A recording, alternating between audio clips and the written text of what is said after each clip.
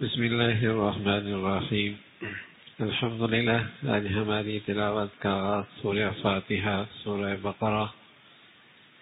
سورہ فاتحہ سارے قرآن کا ایک آئینہ ہے۔ قرآن میں جتنے مضامین ہیں ان کا اختصار سے تذکرہ سورہ فاتحہ میں ہے۔ اس سورت کو اساس القرآن، قرآن کی بنیاد بھی کہتے ہیں، ام الکتاب بھی کہتے ہیں، سورۃ الشفا بھی کہتے ہیں۔ روحانی بیماریوں کے لیے بھی اس میں پیغام ہے، جسمانی زندگی اور بیماریوں کے لیے بھی اللہ نے اس میں صحت رکھی ہے۔ یقین کی بات ہے، نبی کی بات پر اعتماد کی بات ہے، ورنہ آپ نے تو بتایا کسی بھی بیماری پر سوائے موت کے اگر اسے 7 مرتبہ پڑھ کر دم کیا جائے تو اللہ نے اس میں شفا رکھی ہے۔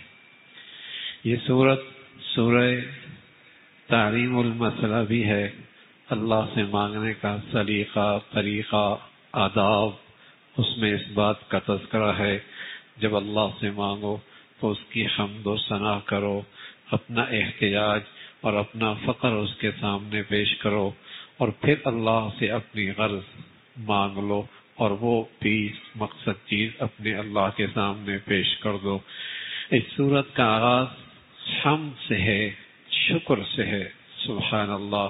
آگے اس قرآن میں ہر قسم کی نعمتیں ہیں اللہ کی، تو فرمایا اگر تم نے اللہ کی نعمتوں سے فائدہ اٹھانا ہے، چاہے وہ روحانی ہے چاہے وہ مادی ہے، تو اپنا معمول بناؤ شکر کرنے کا۔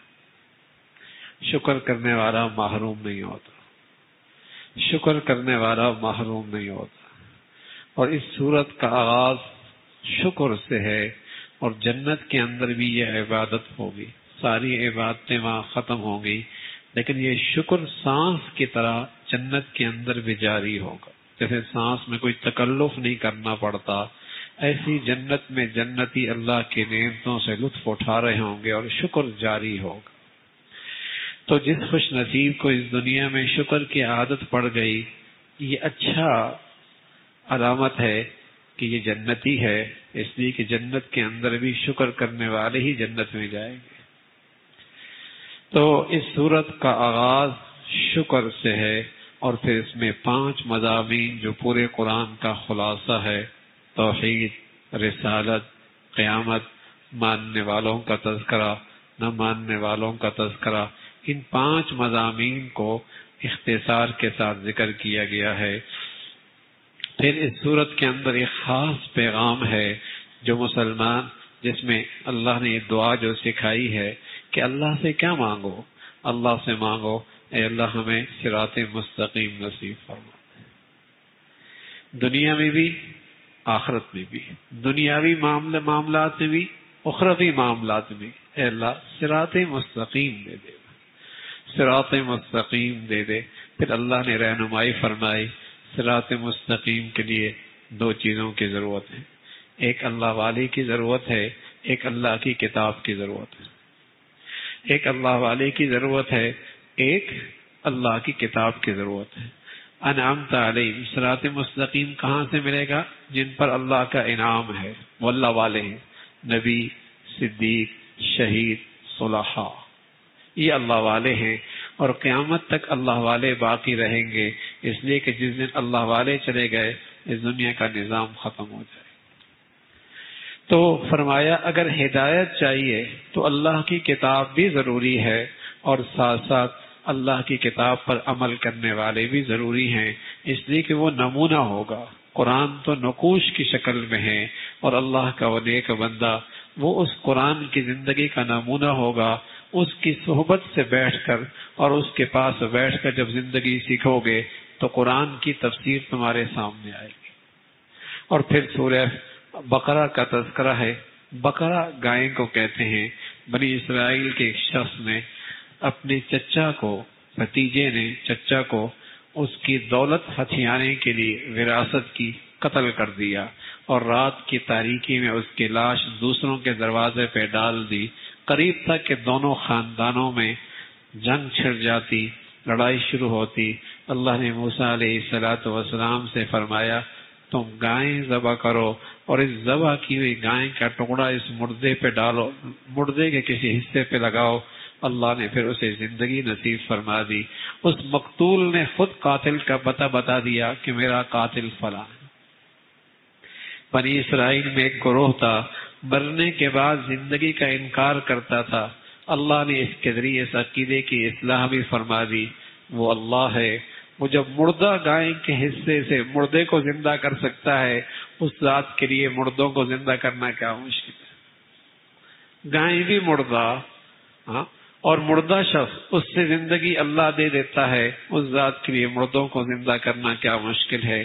پھر بنی اسرائیل کا ایک طبقہ ایسا تھا جس کے دل میں گائے کی ایسی عقیدت اور محبت بسی ہوئی تھی کہ پوجا کرنے کے قریب تھے، تو اس محبت اور حقیقت کے ازالے کے لیے بھی فرمایا اسے ذبح کر دو، اسے ذبح کر دو۔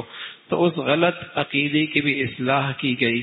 تو اس کے آغاز میں، سورہ بقرہ کے آغاز میں قرآن کی عظمت کا تذکرہ ہے کہ اس میں شک کوئی نہیں ہے، اور اس میں 3 قسم کے انسان ہیں۔ ایک انسانوں کا وہ طبقہ ہے جو ایمان والا ہے، دوسرا طبقہ کفار کا ہے، تیسرا طبقہ منافقین کا ہے۔ ایمان والوں کی چند بنیادی خوبیوں کا تذکرہ فرمایا کہ وہ غیب کی باتوں پہ یقین رکھتے ہیں۔ قبر غیب کا بات ہے، جنت غیب کی بات ہے، جہنم غیب کی بات ہے، فرشتے غیب کی باتیں ہیں، پیغمبر آئے چلے گئے غیب کی باتیں ہیں۔ غیب کی باتوں پہ جو پیغمبر کے واسطے سے خبریں ملی ہیں اس پہ یقین رکھتے ہیں، ایک خوبی یہ ہے۔ دوسری ایمان والوں کی خوبی بنیادی نماز پڑھتے ہیں، زکوٰۃ دیتے ہیں، نماز پڑھتے ہیں، زکوٰۃ دیتے ہیں۔ اللہ کے حکموں میں اور اللہ کے حقوق میں سب سے بڑا حق نماز کا ہے، اور بندوں کے حقوق میں سب سے بڑا حق زکوٰۃ کا ہے۔ بغیر نماز زکوٰۃ کے ایمان کوئی نہیں ہوتا، بغیر نماز زکوٰۃ کے ایمان کوئی نہیں ہوتا۔ کافر نماز نہیں پڑھتا، مشرک نماز زکوٰۃ نہیں دیتا، مسلمان نماز بھی پڑھتا ہے، زکوٰۃ بھی دیتا ہے۔ کافر نماز نہیں پڑھتا، مشرک زکوٰۃ نہیں دیتا، ایمان والا نماز بھی پڑھتا ہے، زکوٰۃ بھی دیتا ہے۔ منافق، کافر اور مسلمان میں فرق کرنے کی چیز ہی نماز ہے۔ تو بنیادی خوبیاں ایمان والوں کی غیب پر ایمان رکھتے ہیں، نماز پڑھتے ہیں، زکوٰۃ دیتے ہیں، آسمانی کتاب پہ ایمان لاتے ہیں، اور آخرت کی زندگی پہ یقین رکھتے ہیں۔ اللہ کے کریم کی طرف سے سند ہے، یہ کامیاب لوگ، یہ کامیاب لوگ ہیں۔ دوسرا گروہ کفار کا ہے۔ اللہ نے اس کا تذکرہ 2 آیتوں میں فرمایا اور ساتھ پیغام بھی دے دیا کہ اگر کوئی داعی اور مصلح دعوت دیتا ہے اور سامنے والا نہیں مانتا، تب بھی اسے اس دعوت کا ثواب تو ملے گا، سامنے والا مانے نہ مانے۔ اور ساتھ اس بات کی طرف بھی توجہ دلائی کہ بعض گناہ ایسے ہوتے ہیں جس کی نحوست اس دنیا میں یہ ہوتی ہے کہ اللہ ایمان کی توفیق سلب کر لیتے ہیں۔ بعض گناہوں کی سزا اس دنیا میں یہ ہوتی ہے کہ اس کی نحوست سے اللہ ایمان کی توفیق سلب کر لیتے ہیں کہ بغیر ایمان کے مرے گا۔ گناہوں کی بعض نحوستیں ایسی ہوتی ہیں، اور بعض گناہوں کا ریئیکشن اس دنیا میں یہ ہوتا ہے کہ ایمان کی توفیق سلب ہو جاتی ہے۔ ایمان والوں کا تذکرہ 5 آیتوں میں، کفار کا تذکرہ 2 آیتوں میں، منافقین کا تذکرہ 13 آیتوں میں، اس لیے کہ یہ بڑا خطرناک گروہ ہے، مسلمانوں کے آستین کا سانپ ہے۔ بس اوقات اس کو مارنا بھی مشکل ہوتا ہے، باقی رکھنا بھی مشکل ہوتا ہے۔ یہ خطرناک گروہ ہے، اس کا تعارف اور اس کا تذکرہ 13 آیات کے اندر ہیں کہ منافق کی بڑی نشانی ہے کہ وہ جھوٹا ہوتا ہے، اندر کچھ ہوتا ہے، زبان سے اظہار کچھ کرتا ہے، وہ زمین پہ فساد مچاتا ہے، ہوتا احمق ہے، لیکن وہ اللہ کے نیک بندوں کے بارے میں یہ سوچ رکھتا ہے کہ یہ عقل نہیں رکھتے۔ اللہ کے نیک بندوں کے بارے میں اس کی سوچ یہ ہوتی ہے یہ نہ سمجھ لو، حالانکہ خود شعور سے خالی ہوتا ہے۔ اور ساتھ اللہ رب العزت نے بتایا اللہ کے بندوں کے ساتھ، میرے نیک بندوں کے ساتھ مذاق کرنا اور ان کی توہین کرنا ایسا ہے جیسے مجھ سے دشمنی کرنا. مجھ سے دشمنی کرنا ہے. دو چیزیں ایسی ہیں قرآن اور شریعت کے میں جہاں اللہ نے فرمایا کہ ایسا کرنے والا مجھ سے اعلان جنگ کرتا. ایک سود خور اور دوسرا اللہ کے کسی نیک بندے کے ساتھ دشمنی کرنے والا. فرمایا یہ دونوں ایسے گروہ ہیں، یہ ایسے جیسے زمین پہ رہ کر اللہ سے اعلان جنگ کرتے. تو منافق جھوٹا ہوتا ہے، فسادی ہوتا ہے، اہل دین کا مذاق اڑاتا ہے، اور اہل دین کے بارے میں اس کی سوچ اور فکر یہ ہوتی ہے کہ یہ کم عقل ہے. اللہ کہہ رہا ہے خود کم عقل ہوتے ہیں اور خود نہ سمجھ ہوتے ہیں. اس کا باطن گندا ہوتا ہے، کبر اور حسد اور کینہ اور بغض کی گندگیاں اس کے اندر ہوتی ہیں. اس کا تذکرہ فرمایا. پھر اللہ کی توحید کا تذکرہ ہے، قرآن کی حقانیت کا تذکرہ ہے. پھر قرآن کے اندر جس قسم کی مثالیں ہیں اللہ کی طرف سے ہیں اس میں بڑی حکمتیں اور مصلحت ہیں. اور جو اللہ سے کیا ہوا وعدہ پورا کرتے ہیں اور جن رشتوں کو جوڑنے کی اللہ کی طرف سے تلقین ہے ان رشتوں کو جوڑتے ہیں اور اللہ کی اطاعت کرتے ہیں، وہ تو اللہ کی طرف سے نازل کردہ ہر مثال پر ایمان رکھتے ہیں اور اس سے ان کا ایمان بڑھتا ہے. اور جو اللہ سے کیا عہد توڑنے والے ہیں، رشتوں کو توڑنے والے ہیں، اللہ سے کیا ہوا وعدہ اسے وفا کرنے والے نہیں، وہ اللہ کے اس کلام سے بجائے ایمان پانے کے ایمان سے اور دور ہوتے ہیں. پھر حضرت آدم علیہ السلام کا تذکرہ ہے. اللہ رب العزت نے جو انہیں عزت بخشی اور مسجود ملائکہ بنایا، شیطان نے انکار کیا اور وہ اللہ کی رحمت سے مردود ہوا. اور پھر بنی اسرائیل کا تذکرہ ہے. بڑی قوم تھی بنی اسرائیل جس پر اللہ رب العزت کی بے شمار روحانی اور مادی نعمتیں تھیں. روحانی نعمتیں ایک طویل سلسلہ انبیاء کا اس امت میں آیا اور اس قوم میں آیا، اور اللہ رب العزت نے انہیں غیر معمولی اپنی مدد اور نصرت سے نوازا. بڑا دشمن تھا ان کا فرعون، اللہ نے اسے ان قوم کو ان سے نجات دیا اور ان کے سامنے اس فرعون کو غرق کیا جو ان کے بچوں کو ذبح کرتا تھا، عورتوں کو زندہ چھوڑ کے اپنی خدمت پہ لگا لیا کرتا تھا.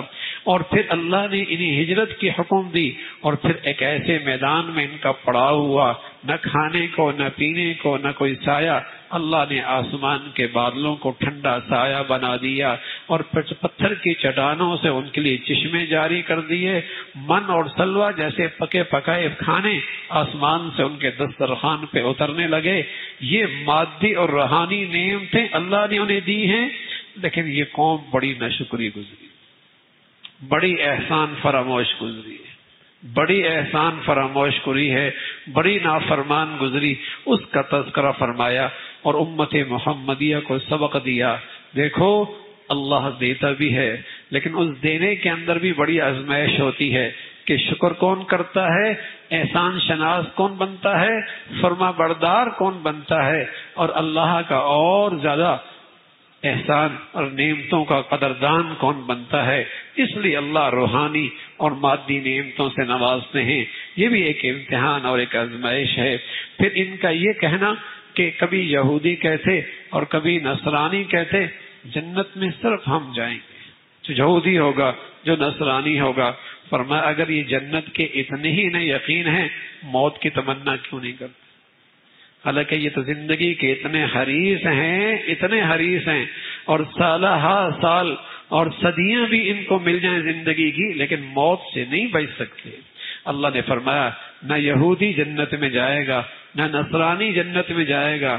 جنت میں تو وہ جائے گا جو ایمان لے کے آئے گا اور ایمان کے تقاضوں کو پورا کرے گا. جنت کا مستحق تو وہ ہوگا. یہودی نصرانیوں کے بارے میں نظریہ رکھتے ہیں کہ یہ گمراہ ہیں، نصرانی یہودیوں کے بارے میں نظریہ رکھتے ہیں یہ گمراہ ہیں. فرمایا بڑا ظالم ہے وہ جو اللہ کے گھروں کو ویران کرتے ہیں اور جو گھروں کو اللہ کے گھروں کو اجاڑتے ہیں. اس کی مذمت فرمائی اور ایمان والوں کو تلقین فرمائی. دیکھو تم کتنا ہی چاہ لو کہ یہود و نصارہ تم سے خوش ہو جائیں، نہیں خوش ہوں گے جب تک کہ تم بھی ان جیسے یہود و نصارہ کی زندگی نہ اختیار کرو. یہ تم سے تو یہ چاہتے ہی یہی ہیں کہ تم سراپا ان کی زندگی اختیار کر لو، ورنہ کچھ بھی کر لو وہ تم سے راضی نہیں ہوں گے. اس لیے کہ جو اللہ کا دشمن ہو سکتا ہے وہ اللہ کے دوستوں کا دوست کہاں ہو سکتا ہے؟ جو اللہ کا دشمن ہوا کرتا ہے وہ اللہ کے دوستوں کا دوست کیسے ہو سکتا ہے، اور وہ اللہ کے پیاروں کا اور فرما برداروں کا یار کیسے ہو سکتا ہے؟ یہ اللہ رب العزت نے غلط فہمی کا ازالہ فرمایا، تم کبھی ان سے دوستی کی امید نہ رکھنا۔ پھر اللہ رب العزت نے ابراہیم علیہ السلام کا تذکرہ فرمایا، اور اللہ نے جو انہیں بلند مقام عطا فرمایا، اس لیے کہ ابراہیم علیہ السلام پر مختلف آزمائشیں، امتحانات آئے، لیکن ہر امتحان میں کامیاب ہوئے، ہر امتحان میں کامیاب ہوئے۔ بڑے بڑے امتحان ہوئے، باپ بیٹے کے گردن پہ چھری چلا دی، اور ویرانے کے اندر اپنی اہلی اور بچے کو چھوڑ کے آ جاؤ، تیار ہو گئے، اور گھر کے اندر بت پرست تھا، بت پرستی کا ماحول تھا، اور یہ توحید کا علم بردار اور توحید کا جھنڈا بلند کرنے والے بڑا امتحان تھے۔ لیکن پھر جب اتنے امتحانوں میں کامیاب ہوئے تو اللہ رب العزت نے ان کا تذکرہ خیر ہمیشہ کے لیے چھوڑ دیا۔ پھر انہی کی دعا ہے کہ اللہ رب العزت نے امت محمدیہ کی شکل میں یہ امت پیدا فرمائی، اور امت محمدیہ کا امام محمد الرسول اللہ، امام الانبیاء، سید الرسل، اللہ کے نبی صلی اللہ علیہ وسلم جو آخری نبی ہیں، وہ بھی حضرت ابراہیم علیہ السلام کی دعاؤں کا ثمرہ ہے، جو اللہ رب العزت نے اس دنیا میں انسانوں کے فلاح اور نجات کے لیے بھیجا۔ اور پھر نبوت کے مقاصد کا تذکرہ فرمایا کہ پیغمبر آتا ہے، لوگوں کو اللہ کا کلام سکھاتا ہے اور اللہ کا کلام پڑھاتا ہے، اور دلوں کی تربیت اور پاکیزگی اور طہارت کا انتظام کرتا ہے۔ یہ اللہ کے پیغمبر دنیا میں آ کے یہ کام اور ان کاموں میں مشغول رہتے ہیں، اس کا تذکرہ فرمایا۔ پھر ایمان کی قدر و قیمت بتائی کہ اللہ کا نبی سب سے زیادہ دور اندیش ہوتا ہے اور سب سے زیادہ روشن خیال ہوتا ہے، اور اللہ کا نبی اپنی اولاد کا سب سے بڑا خیر خواہ ہوتا ہے۔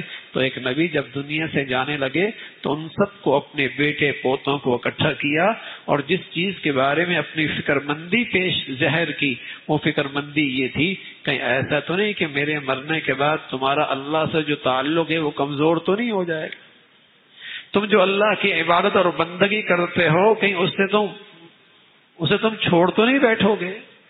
تو بتایا کہ پیغمبر جو دور اندیش اور اپنی اولاد کا خیر خواہ ہوتا ہے، وہ اپنی اولاد کی سب سے بڑی فکر اس کی ایمان اسلام کی کرتا ہے، اور اولاد اور اس کے پوتے نواسے سب اپنے دادا نانا اور اپنے ابا کو مطمئن کرتے ہیں، دادا جان، نانا جان، ابا جان آپ مطمئن رہیے، وَنَحْنُ لَهُ مُسْلِمُونَ، ہم اسی کے فرما بردار رہ کر زندگی گزاریں گے۔ اسی کا تذکرہ فرمایا، اور پھر فرمایا سب سے بڑیا رنگ اور سب سے بڑیا تعلیم اللہ کی تعلیم ہے۔ اسی کا تذکرہ صرف محض اپنے نیک لوگوں کے تذکرے کرنے سے آدمی کو کامیابی نہیں ملتی، اس لیے کہ جو نیکی کر گئے وہ اپنے ساتھ کمائی کر گئے۔ اب تمہارے اعمال کیسے ہیں، تمہیں اس پر انعام اور سزا اور جزا کا معاملہ ہونا ہے۔ پھر اللہ رب العزت نے جو اس امت محمدیہ کو ایک خاص اعزاز بخشا کہ بیت اللہ اس امت کا قبلہ بنا۔ آپ علیہ الصلوۃ والسلام مدینہ منورہ میں تشریف لائے، 16 مہینے تک بیت المقدس کی طرف آپ رخ کر کے نماز پڑھتے رہے، لیکن آپ کی دلی تمنا اور آرزو تھی کہ ابراہیم علیہ الصلوۃ والسلام کا قبلہ میری امت کا بھی قبلہ ہو جائے۔ کبھی بس اوقات بے اختیار آسمان کی طرف دیکھنے لگتے، اللہ کا حکم کب آئے گا؟ جب اللہ کا حکم آیا اور تلقین اور پیغام ملا، اب آپ بیت اللہ کی طرف رخ کر کے نماز پڑھیں، تو پروپیگنڈا کرنے والوں نے پروپیگنڈا شروع کر دیا اور کہنے لگے پہلی والی نمازیں ٹھیک تھیں یا اب کی نمازیں ٹھیک ہیں، پہلی والی نمازیں ٹھیک تھیں یا اب کی نمازیں ٹھیک ہیں؟ اللہ نے جواب دیا مشرق بھی اللہ کا ہے، مغرب کی بھی اللہ کا ہے، بس دین تو اس کا نام ہے کہ اللہ کے حکم کی اتباع کر لو، چاہے اس کا حکم مشرق کی جانب ہے، چاہے اس کا تعلق مغرب کی جانب ہے، اصل تو اللہ کا حکم ہے۔ نہ مشرق میں کچھ رکھا ہے نہ مغرب میں کچھ رکھا ہے، جو کچھ خوبی اور جو کچھ کمال ہے وہ اللہ کے حکم کے اندر ہے۔ اس کا تذکرہ فرمایا اور فرمایا جو جا چکے اللہ ان کی نمازیں بھی ضائع نہیں کرے گا، اس لیے کہ وہ بھی تو اللہ کے حکم کے مطابق نمازیں پڑھ رہے تھے۔ پھر اس آیت کے اندر نماز کو ایمان سے تعبیر کیا، نماز کو ایمان سے تعبیر کیا اور توجہ دی اور پیغام دیا کہ دیکھو بن نماز کے ایمان کوئی نہیں ہوتا، اس لیے کہ ایمان تو اندر کی چیز ہے اور نماز اس ایمان کی ایک ظاہری شکل ہے، اگر نماز نہیں تو سمجھو اندر بھی گڑبڑ ہے۔ دیکھو موسمی وہیں جب ظاہر سے خراب ہو، خربوزہ اوپر سے خراب ہو، کیلا اوپر سے چھلکا خراب ہو تو کیا مطلب ہوتا ہے؟ اندر بھی سڑا ہوا ہے، اندر بھی خراب ہے۔ اندر ظاہر جب خراب ہے اور ظاہری اعمال ٹھیک نہیں تو یہ کہہ دینا میاں میرا ایمان ٹھیک ہے، میری اندر سے نیت ٹھیک ہے، تو یہ دھوکہ دینا ہے اپنے آپ کو۔ نماز ایمان کی ظاہری شکل ہے، اس کا تذکرہ فرمایا۔ پھر ایمان والوں سے کہا تم ہمیشہ اللہ سے صبر کے ساتھ اور نماز کے ساتھ مدد لیا کرو، اور جب کوئی تمہاری زندگی میں آزمائش آ جائے، تمہارے مال میں، جان میں، پھلوں میں، کھیتیوں میں کوئی آزمائش آ جائے، نقصان ہو جائے تو صبر کرو اور اللہ کی ذات پر اعتماد رکھو کہ اس میں کوئی بھلائی ہوگی اور اس پر کوئی تمہیں انعام ملنے والا ہے، اس میں کوئی حکمت ہوگی، اور ان الفاظ سے اللہ کے فیصلے پہ راضی رہو۔ وہ الفاظ کیا ہیں؟ انا للہ و انا الیہ راجعون۔ اے اللہ ہم بھی تیرے اور جو کچھ ہمارے پاس تھا وہ بھی تیرا، ہم بھی تیرے اور جو کچھ ہے وہ بھی تیرا، اس میں جو آپ نے تصرف کیا ہے آپ کا حق ہے۔ ہاں آپ کے دربار میں آئیں گے اور اپنے اس صبر کا اور آپ کے فیصلے پہ راضی رہنے کا انعام لے لیں گے۔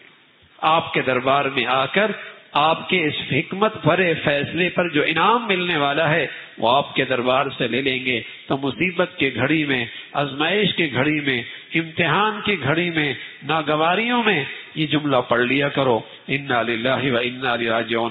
میری اور آپ کی روحانی اماں حضرت عائشہ رضی اللہ تعالیٰ عنہا وہ بیٹھی ہوئی تھی اللہ کے نبی کے پاس اور چراغ بجھ گیا۔ اللہ کے نبی صلی اللہ علیہ وسلم فرمایا انا للہ و انا الیہ راجعون۔ حضرت عائشہ فرمانے لگے یا رسول اللہ یہ تو کسی مصیبت کے موقع پہ پڑھا جاتا ہے اور آپ ابھی پڑھ رہے ہیں۔ فرمایا عائشہ ہر ناگواری کے موقع پہ چراغ بجھ جانا یہ بھی ایک ناگواری ہے نا، اس موقع پہ بھی پڑھ لو گے اللہ تمہیں اس پہ انعام عطا فرما دیں گے۔ اور انعام کیا ہے؟ فرمایا جو اللہ کے فیصلوں پہ، آزمائشوں کی گھڑیوں پہ راضی رہتے ہیں ان پر اللہ کی مہربانیاں اور رحمتیں ہوا کرتی ہیں اور وہ ہدایت بھی ہوا کرتے ہیں۔ پھر صفا اور مروہ کا تذکرہ ہے۔ یہ صفا اور مروہ کے دو پہاڑ ہیں، ان پر بت رکھا کرتے تھے مشرک۔ جب مسلمان ایمان والے وہاں سعی کرنے لگتے تو خیال آتا کہیں ایسا تو نہیں یہ ان بتوں کی تعظیم کی وجہ سے ہم یہ سعی کر رہے ہیں، تو قرآن کے اندر آ گیا صفا مروہ یہ تو شعائر اللہ میں سے ہے، اللہ کی محبت کی علامات میں سے ہے۔ رسول اللہ صلی اللہ علیہ وسلم بھی جب سعی فرماتے تو اس آیت کی تلاوت فرمایا کرتے تھے۔ فرمایا وہ بت بھی گئے اور بت والی بھی گئے، اب تو یہ اللہ کی محبت کے نشانات ہیں، اس کا تذکرہ فرمایا۔ پھر اللہ کی بڑائی اور عظمت کا تذکرہ ہے، اور پھر ساتھ ایمان والوں کو تلقین ہے، ایمان والوں حلال کھاؤ پاکیزہ کھاؤ، حلال کھاؤ پاکیزہ کھاؤ۔ اور پھر حرام چیزوں کا تذکرہ فرمایا کہ حرام مردار حرام ہے، خنزیر حرام ہے، ایسی غیر اللہ کے نام پہ نظر و نیاز، وہ چیزیں جو غیر اللہ کے نام پر منسوب کر دی جائیں وہ حرام ہیں، اور ان کی مذمت فرمائی۔ جو اللہ کی طرف سے سچ نازل ہوا اس کو چھپاتے ہیں مفادات کے لیے اور اغراض کے لیے۔ فرمایا بڑی ہمت ہے، اپنے پیٹ میں آگ ڈالتے ہیں، اپنے پیٹ میں آگ ڈالتے ہیں اور کل جہنم کی آگ پہ صبر کر لیں گے، حق کو چھپاتے ہیں اور حق کو چھپانے کے پیچھے دنیا کی مفادات حاصل کرتے ہیں، یہ تو آگ کے انگارے ہیں۔ اللہ رب العزت بھائی ہمیشہ حق کی زندگی نصیب فرما دی اور حق والوں سے تعلق نصیب فرمائے اور حق کی ہمیشہ پیروی نصیب فرمائے۔